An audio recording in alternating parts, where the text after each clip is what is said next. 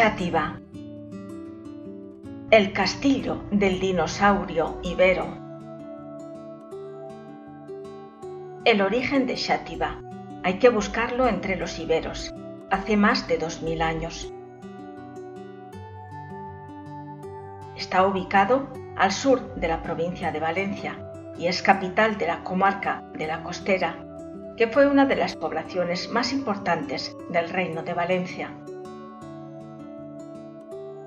Xàtiva conserva su topónimo prerromano usado por los iberos. Ellos fueron los habitantes de la península ibérica desde el comienzo de la raza aria. La cultura ibérica no tiene un patrón uniforme único, pues es la suma de varias culturas autóctonas con rasgos comunes. La ciudad está enclavada a los pies del Cerro del Castillo, cuyas laderas llegan a ocupar algunas casas, extendiéndose hasta la parte más alta de la vega. ¿Qué alma libre idearía a este pétreo dinosaurio, cuyo esqueleto abraza a la colina protegiéndola? Sin duda, el dinosaurio durmiente descansa en las milenarias piedras. Las losas insulfladas por el genio ibero esconden el talento del autor, que fue ideando y plasmando entre el armazón saurio los espacios necesarios para sus diversos fines y acondicionarlos para desempeñar muchas y diferentes funciones. Torres vigías siempre alertas, puertas franqueadoras y divisorias, patios para bestias y para humanos, solares de esparcimiento, sin faltar las capillas de la oración, en contraste con los cañones activos e intimidatorios. Las cisternas para el líquido vital conducen hacia lo cotidiano, por las dependencias para los soldados y para los señores, con sus salas de reuniones directivas. Los dormitorios y comedores capaces de hacer único el momento de fraternidad, junto con todo lo necesario para el orden de la buena convivencia. Dice el venerable maestro Samael Aun Weor que cualquier sistema lógico, deductivo e inductivo nos invita a comprender que toda la historia de la Tierra y de sus razas no puede haberse perdido. Los sabios nos hablan en sus obras sobre eso que podríamos denominar akasha, causa causorum del éter de la ciencia. Cualquier acontecimiento deja en el akasha su fotografía viviente. En esos registros cósmicos están todas nuestras vidas anteriores. La electrónica está avanzando maravillosamente y solo falta un dispositivo especial para captar las ondas vibradoras del pasado. Si ahora se sacan fotografías sobre sucesos pasados, un poco más tarde se podrán filmar películas de este tipo. Así es como en esta nueva era de Acuario, los hombres de ciencia tendrán que reconocer las afirmaciones esotéricas y ocultistas. En Xàtiva hay una torre en el castillo dedicada a Imilce, esposa del general y estadista cartaginés Aníbal, que nos ubica en el tiempo de su construcción, hacia los años 250 a.C. Desde la torre nos contemplan más de 2000 años de vicisitudes humanas, salvaguardados por un dinosaurio sin tiempo. Aníbal, esposo de Imilce, fue considerado como uno de los más grandes estrategas militares de la historia, en un período en que Roma asentó su supremacía en la cuenca mediterránea. Mientras su esposa daba a luz a su hijo en el castillo de Xàtiva, Aníbal, con su ejército de hombres y 38 elefantes de guerra, partieron desde Iberia y atravesaron la cordillera montañosa de los Pirineos y de la cadena de los Alpes para conquistar Italia. Allí derrotó a los romanos en grandes batallas. El poeta épico, orador y político latino Silio Itálico da cuenta de estos hechos en su extenso poema Púnica, donde se explaya sobre la Segunda Guerra Púnica entre Roma y Cartago. Y Milce significa reina en lengua púnica, que es una variedad de la lengua fenicia que hablaban los cartagineses. El poeta narra la despedida entre Aníbal y su esposa Imilce en Xátiva, imitando al pasaje de Héctor y Andrómaca de Homero. La inspiración del poeta trastoca e imanta con luz a la historia. Su genio transporta en alas sutiles a la imaginación primera.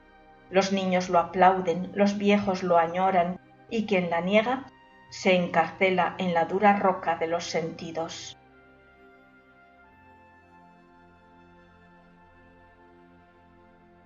El poder inmenso de las piedras, transformadas en fósil corpulento y de larga cola, dan ímpetu a la historia y a sus dueños.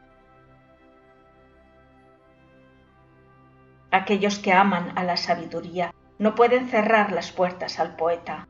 Aquellos que llegan a los pies de la consciencia expresan la belleza de los juglares. Aquellos que sienten los latidos de la historia buscan el significado de tanta divina manifestación en todo lo existente para capturar su hondo significado. La ventana de la Torre de la Reina, su estancia y su balcón gozan de un bello paisaje en donde se recreaba la belleza ibérica. La inspiración del poeta itálico admirador de Homero, el gran iniciado, el cual no sólo veía las cosas del plano físico, sino la de los mundos internos. Silio Itálico emula siempre a su maestro. Las torres y los poblados fortificados formaban parte de la vida y del paisaje de los iberos, y con el tiempo adquirieron diferentes usos. Para los romanos fue medio de colonización, de vigilancia y de defensa del territorio. Para los árabes supusieron lugares de emplazamiento de sus dominios. Y para los cristianos los regentaron como una estructura feudal. Así el castillo adquiere una triple función, primero como fortaleza o plaza militar, segundo como núcleo poblacional y centro de administración del territorio, y tercero como vivienda de los señores y sus servidores. El castillo de Xátiva tuvo 2 fosos dobles, 30 torres, 12 aljibes y 2 capillas, siendo todo dominado por una gran torre mayor ya destruida en el terremoto del año 1748.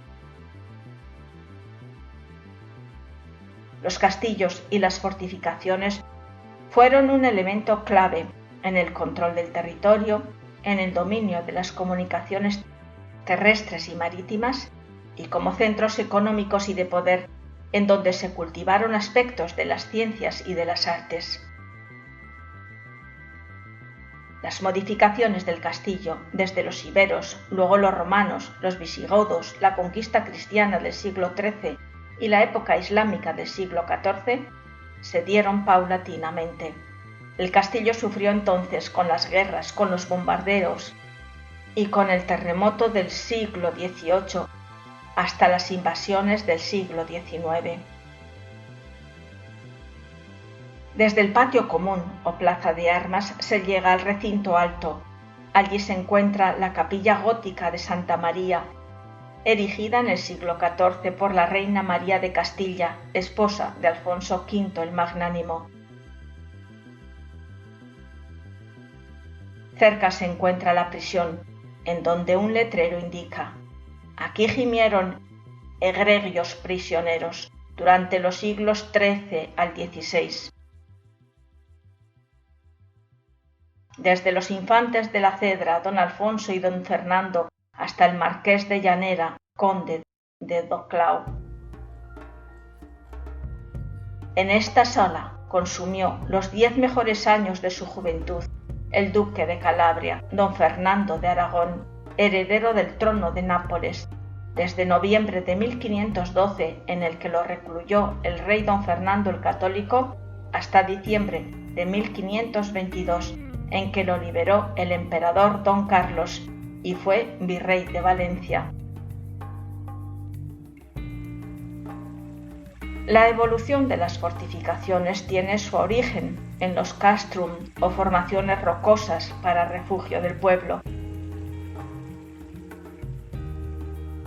Los primeros castillos fueron simples torres rodeadas de empalizadas. Había mucha madera que se sustituyeron por piedras y las murallas se fueron haciendo cada vez más gruesas y más altas. Las murallas de piedra estaban hechas a prueba de fuego porque protegían contra las flechas y otros proyectiles. Las escarpas eran el engrosamiento de la base de las torres que repelían los ataques, pues los proyectiles rebotaban en la base para hacer más peligroso a los atacantes. El baluarte es la parte baja y robusta de la planta pentagonal que sobresale notoriamente del muro, más usual en fortificaciones costeras. El foso tenía una forma de V, ancho y profundo, que rodeaba la fortaleza, impidiendo el acceso a la muralla.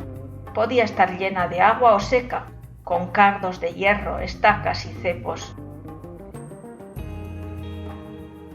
El puente levadizo constaba de una pasarela de madera abatible que se usaba para salvar el foso y acceder al castillo. Se elevaba con 2 gruesas cadenas. Las torres iberas formaron parte de su vida y de su paisaje, pero desde la época romana fueron usadas como elemento colonizador. La torre del homenaje es la más importante. Es el núcleo central donde residía el señor y por lo tanto la más protegida.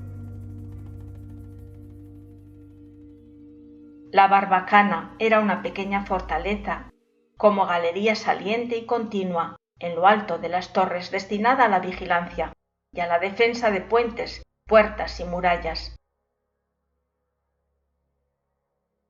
El patio de las armas es el espacio más amplio del castillo y a su alrededor se distribuyen las estancias. Las puertas y las ventanas eran mínimas, constituyendo en sí mismo un sistema defensivo, por el peso que contenían sus propias hojas, estando atrancadas. Las saeteras son las aberturas largas y estrechas, abiertas en los muros, con un ensanchamiento en la parte interior para poder disparar las flechas sin exponerse el arquero. Los merlones eran las piezas altas de la parte alta de las almenas que resguardaban a los arqueros.